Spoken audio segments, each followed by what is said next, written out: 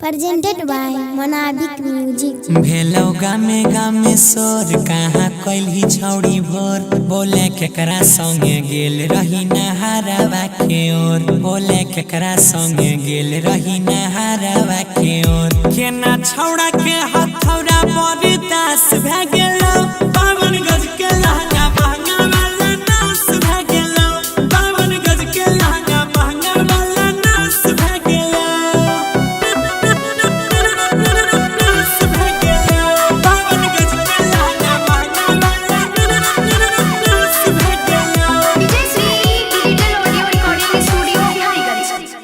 गे कते कैले चुम्मा चाटी लगलो धुरा और माटी झूठे के तुम बहाना रोजे मनबै रही पाटी साकर गलिया में गाड़ी के न पास भे गेलो पावन गज के लहंगा महंगा वाला नास भे गेलो पावन गज के लहंगा महंगा वाला नास भे गेलो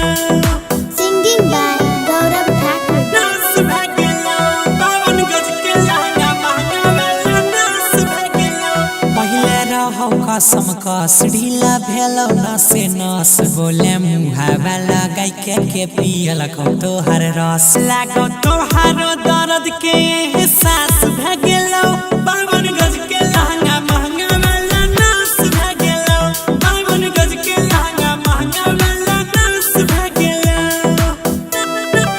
नास भे गेलो पावन गज के लहंगा महंगा वाला नास भे गेलो तू ता करै छी मन मर्जी रोजे काम करै छी फर्जी तोहर टूट गेलो गे सियन बोले सीतो कवन दर्जी छौड़ी अजय गौरव राकेश तोहर खास भे गेलो पावन गज